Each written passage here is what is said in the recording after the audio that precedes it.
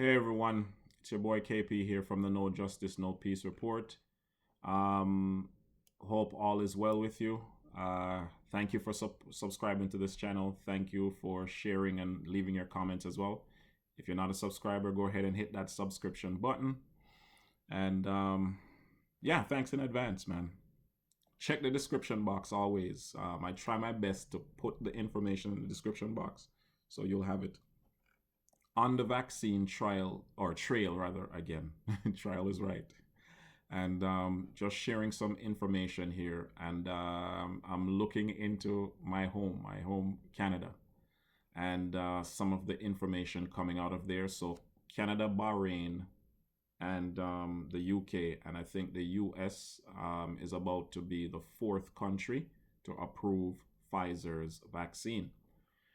Some disturbing things coming out of Canada from our deputy premier and health minister for Ontario, right? Christine Elliott said that province will not make the vaccine mandatory, but some activities such as travel and access to communal spaces like cinemas and could eventually be restricted by those who opt not to get immunized, right?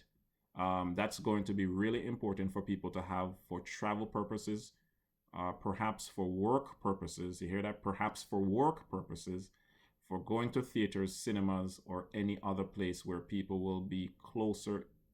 It will be in closer physical contact when we get through the worst of the pandemic. That will be essential for people to have. Okay, so if I'm going to post this all in the description box, like I said, from Yahoo News. This is from CBC, and there's a video associated with this as well. Proof of vaccination wades into murky territory ethically. So this is from the Globe News. I'll do this one. The other ones I'll post in the description box. All right, so you have here in terms of some feedback based on what Christine Elliott said. Let me pause here. So in terms of responding to what Christine Elliott said, right? This is a professor said this. This is not only logistically challenging, but very ethically fraught, said Alison Thompson, a professor with the University of Toronto's Joint Centre for Bioethics, which has been advising Ontario's health ministry on other elements of pandemic planning. All right? Simply giving someone a piece of paper to say they've been immunized is not a lot different from making it a prerequisite for attending a concert or riding the transport system. Thank you, Professor Thompson, for saying that. Right? There are still a lot of unknown about the vaccine that need to be considered before a plan like this holds weight, experts say. It's not yet clear whether the vaccines will provide true and lasting immunity to the virus. Though so far it seems promising, it's also unclear whether the shots will be effective at preventing transmission as they were at reducing the severity of illness during clinical trials. Right?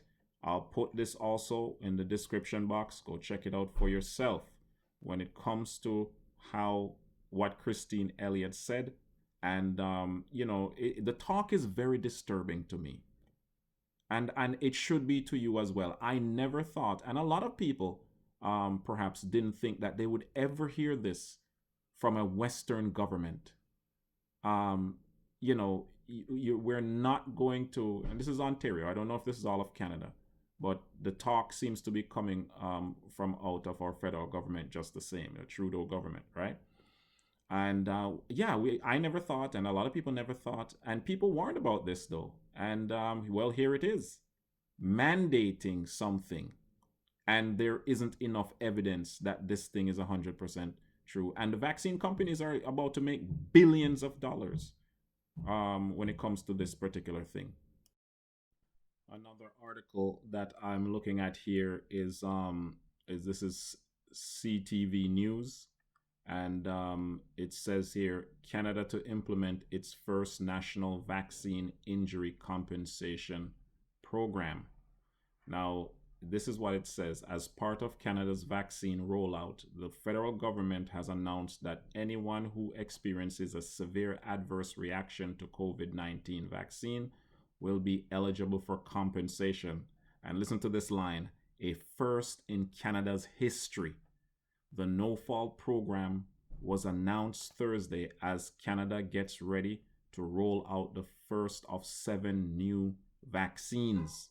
Serious side effects are incredibly rare, Prime Minister Justin Trudeau said in a press conference Thursday. It is in the very unlikely event of an adverse reaction, though, we want to make sure Canadians have fair access to support. So today I can announce that we are creating a federal support program around vaccine safety for all Canadians and for all vaccines. You know what this is? This is basically trying to save the vaccine companies. That's number one. Two, and making us not think that something is wrong with this thing, right? They don't have enough time, and I'll continue to say that. They didn't have enough time to develop this thing. And there are a lot of individuals putting the information out there, say, yeah, persons like me don't know what we're talking about, right? And we should just go ahead and, just stick your arm out and get that thing in there. Bell's palsy, I've said it in previous videos. Allergic reaction, the usual side effects, nausea, dizziness, numbness, right? And if you're pregnant, you shouldn't take it. And if you're a child, now in the US, it seems like they're going to be dropping the age to 16 and up, right? You can get it. But below 16, they're recommending that you not get it. If it should not be given to children, right, at whatever age, then it shouldn't be given to adults. There's another thing that I'd like to say. Long-term care facilities are like high priority when it comes to receiving this vaccine. For many, many years, the government of Canada ignored calls to do something about how our seniors, our vulnerable, are being handled in these long-term care facilities. It was privatized. And instead of fixing that situation, a vaccine now comes around. First of all, the coronavirus ravaged the long-term care facility. People weren't getting showered. People were not getting proper food and proper care and attention and all these different things. And these individuals, it was privatized, were getting government help and government support. And instead of fixing that, the coronavirus came, or the government didn't fix it, coronavirus came, ravaged the LTCs, long-term care facilities, right? And now that it's here, guess what? They are on the priority list for a vaccine.